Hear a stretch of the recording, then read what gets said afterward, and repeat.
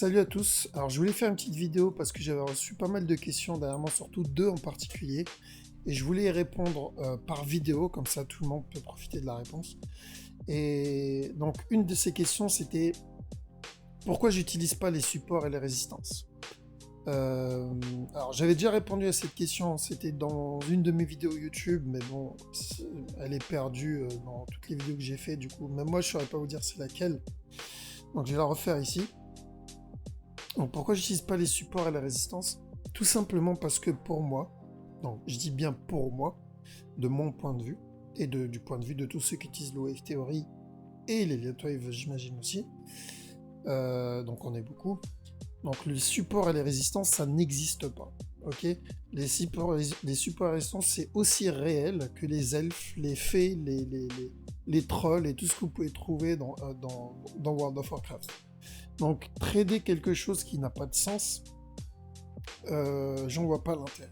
Maintenant, si je prends les grosses banques, donc les personnes qui investissent des milliards, eux, ils vont pas trader, ils vont pas investir ce genre de sommes sur des supports et des résistances. Ça n'a pas de sens. Okay, le marché ne bouge pas sur les supports et les résistances. Bien sûr, les petits traders, donc les particuliers et autres, trade les supports à la résistance, il y en a beaucoup qui utilisent cette stratégie, mais, euh, mais ces traders-là n'impactent pas le mouvement de la structure sur le long terme. Okay, ça l'impacte sur du court terme, sur du M1, du M5 ou autre, et même là, c'est plus les bots qui impactent le plus sur ces timeframes-là. Mais en tout cas, sur du D1 ou plus, pas du tout. Okay, un investisseur, une banque, quelqu'un qui investit des millions, des milliards, lui, il va investir sur le long terme. Lui, il va utiliser quoi? Il va utiliser le fondamental. D'accord? C'est du pur fondamental. Il peut s'aider du technique. Des fois, il y en a certains, ils utilisent les moving average pour voir la trend, etc. Mais sinon, la majorité, c'est du fondamental. Mais surtout pas. Hein, personne va investir 1 million, 1 milliard ou 10 millions en se basant sur un support, une résistance. D'accord? C'est plutôt sur ce qui se passe dans tel ou tel pays, ce qui se passe dans le monde en général, qui motive, qui fait la décision donc, du trader professionnel. Donc, comme là, par exemple, sur le gold, quand je vous avais dit, donc, quand le gold en était là, je vous avais dit de vendre jusqu'à ce bas-là. Quand il est arrivé dans cette zone-là, beaucoup d'utilisateurs de support résistance essayaient d'acheter ici.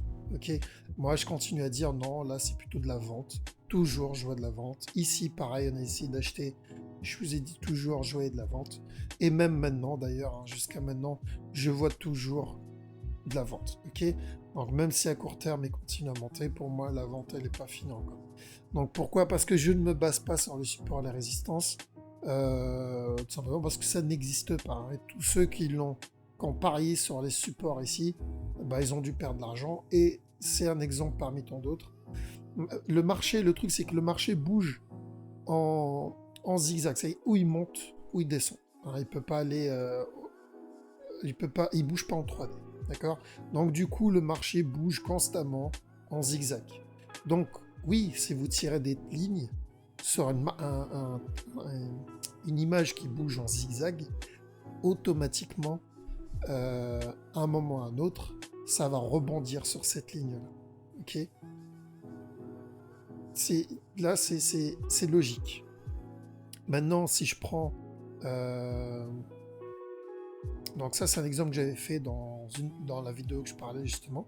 Si je tire mes lignes au hasard, à un moment ou à un autre, je vais avoir des supports et des résistances valables alors que j'ai juste tiré des lignes au hasard. Ok, donc, et ça, je peux l'utiliser dans sur n'importe quelle charte. On va prendre l'euro GBP. Hop, on va loquer la charte comme ça. Et on va mettre tirer nos traits. Et voilà. Là, vous avez support, vous avez résistance. Il rebondit dessus. Il n'arrive pas à casser cette résistance-là, il n'arrive pas à casser celle-là, il rebondit sur celle-là. Ici, pareil, il n'arrive pas à la casser. Amusez-vous à faire ça sur toutes les chartes si vous voulez, Mais vous pouvez aussi tirer des lignes et laisser tourner pendant des mois. Vous allez voir, il va rebondir sur ces lignes-là. C'est normal parce que le marché, de toute façon, il peut que monter ou descendre. Donc, à un moment ou à un autre, il va toucher ces lignes-là. Et baser, moi, investir mon argent, investir des milliers d'euros, de dollars sur des lignes qui n'existent pas, voilà, je trouve pas ça intéressant. Ok, mais comme j'ai dit, c'est mon point de vue. Donc, en prenant exemple aussi, par exemple, sur l'euro JPY. Euro JPY, pourquoi je prends exemple sur cette paire-là? Parce que c'était une discussion que j'avais eue avec un trader qui utilise cette stratégie. Donc, quand le marché il en était là, si vous vous rappelez bien, quand le marché il en était là, je vous ai dit, moi j'attends un buy, et à la cassure de ce top, ici, je vends. Donc, pour ceux qui n'ont pas vu la vidéo, vous pouvez la voir, d'un mois à peu près. Et justement, une personne m'a contacté, il m'a dit non, attention. Donc, quand il y a eu le top, hein, bien sûr, quand il y a eu ce top-là, on a eu le buy, comme j'avais prévu ici. Et dans cette zone, j'ai dit, bon, à partir de là, je vais chercher de la vente. Okay, et cette personne donc, m'a dit, c'était en D1, il m'a dit attention parce que d'après ma stratégie, le prix a cassé le support ici, la résistance, pardon. Et la bougie D1 a fermé sur le support. Il est venu tester le support. Donc, quand il m'a envoyé le message, ça en était à là, exactement. Il est venu tester le support et il rebondit. Donc, pour moi, ça va être un buy. Donc, pour lui, ça va être un buy jusqu'à au moins donc, cette résistance-là. Okay, je lui ai dit, écoute, tu fais ce que tu veux. Moi, je l'ai annoncé d'ici, le buy. Et là, j'annonce un sell. Et le marché, il a fait quoi? Il a suivi la structure, il s'en fout complètement de son support et de sa résistance. Il est monté, il en a bien eu le up, et ici, une fois qu'il a cassé ce top-là, il est descendu faire le sell. Pourquoi? Parce que il n'y a pas de support et résistance. Le marché suit une structure, tout simplement. Et nombre de personnes, je les vois se faire piéger, par exemple, ce qu'on appelle le piège à utilisateurs en support et résistance, les plus connus, c'est les running flat. Alors, les running flat, c'est un carnage pour les utilisateurs de ce principe-là. Quand on a une tendance à la baisse, on a un mouvement donc, qui monte en correction, donc il corrige cette impulsion-là, et le marché chute, il casse, donc se bat. Du coup, l'utilisateur de support et résistance, il se dit, ok, il y a eu une cassure, j'attends un pullback, et je vends. Donc nous, ce qu'on se dit, utilisateurs de Wave Theory, faites attention, ça peut être un running flat ou un expanding flat. Donc le marché monte, ce qui est normal pour un running flat ici. Donc la personne se dit, ok, donc, il est sorti, son stop loss a été touché, donc déjà il a perdu un trade. Il monte et le marché fait un petit pullback. Là il se dit, ok, et il est re-rentré dans la... C'était une fausse cassure, ils appellent ça une fausse cassure. Je rentre en buy. Parce qu'au final, ça c'est redevenu la résistance. Donc il met son stop loss ici et rentre en bas. Donc le marché monte, il fait un ABC ici et il fait quoi ensuite? Le marché chute et il nous fait un running flat classique. Des fois ça peut être un expanding.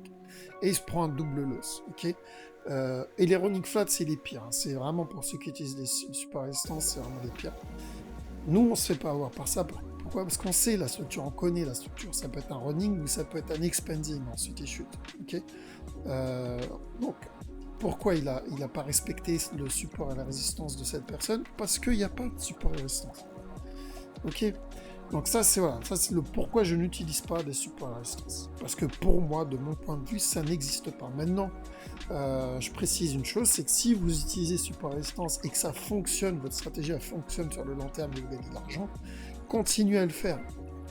Ne changez pas, ne faites pas attention à ce que je dis, parce que le principe, le but, notre objectif à tous, c'est de faire de l'argent. Si une stratégie vous fait gagner de l'argent, peu importe laquelle stratégie, même si c'est une stratégie que vous inventez, je sais pas, je tire un cercle, quand il rentre dans le cercle, je buy, et quand il sort du cercle, je vends.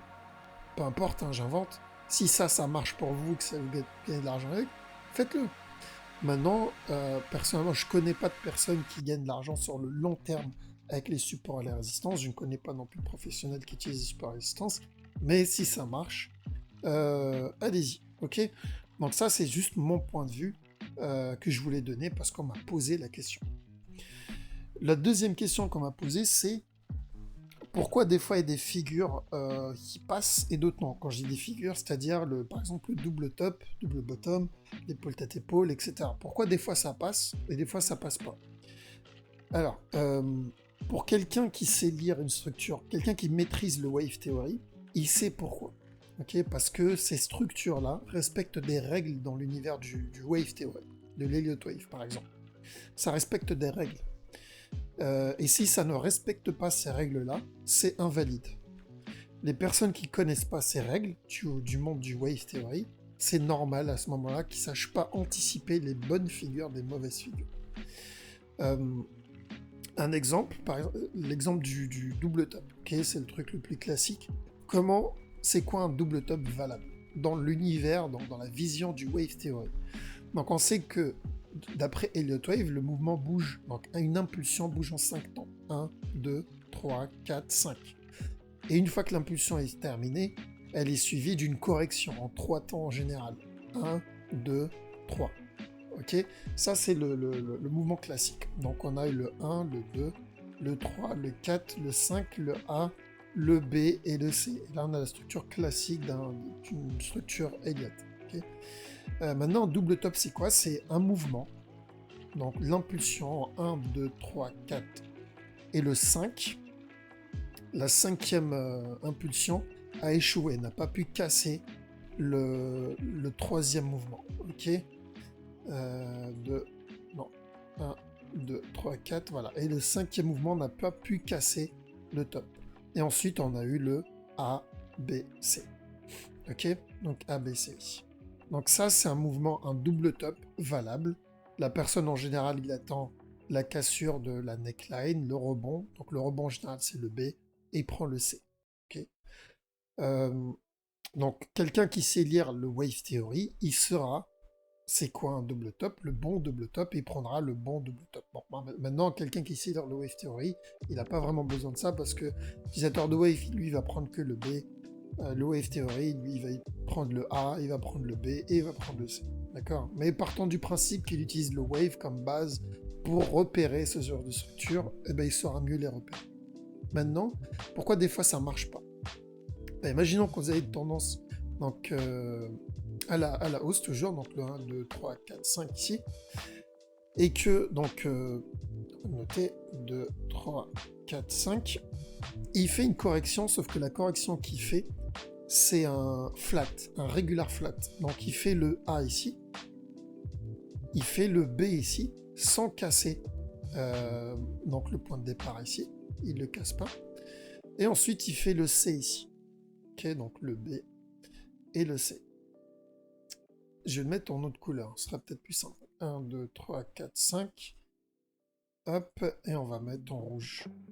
Donc, le A, le B et le C. D'accord? Donc, la personne, il va voir quoi? Il va voir un double top. Et du coup, il attend la cassure de la neckline, donc c'est la stratégie la plus safe, la plus sécurisée. Il attend un petit pullback, il va essayer de vendre. Sauf qu'au moment où il vend, donc ce ABC, le marché fait quoi? Le marché, il monte. Bah, en gros, il a vendu la fin d'une correction. Il a vendu la fin de la vague C parce que c'était un regular flat. La correction est terminée. Il a essayé de vendre ici sur une correction qui est terminée. Parce que le marché, il est sur une tendance haussière encore. Et ça, c'est un exemple parmi tant d'autres du pourquoi ça marche pas. Donc, par exemple, on va prendre une autre figure, l'épaule tête-épaule. Pourquoi l'épaule tête-épaule fonctionne? Bah, alors, on va regarder ça. Donc, l'épaule tête-épaule, c'est le même principe. On va mettre en jaune un mouvement, donc l'impulsion 1, 2, 3, 4, 5. Et ensuite, on a la correction, bien sûr, en ABC, en bas. Donc, le A, le B et le C. Et là, vous avez quoi? Vous avez l'impulsion 1, 2, 3, 4, 5. 1, 2, 3, 4, 5. Et en bas, la correction A, B, C. Et ensuite, donc, vous avez l'épaule, la tête et l'épaule. En général, les gens, donc ceux qui veulent prendre agressif, ils prennent à partir de l'épaule, ils prennent la vague C. Ceux qui attendent la neckline, ils attendent une petite correction ici et ils prennent la fin de la vague C. Et ensuite, le marché fait quoi? Il monte. Et elles se disent, merde, qu'est-ce qui s'est passé? Pourquoi ça n'a pas marché?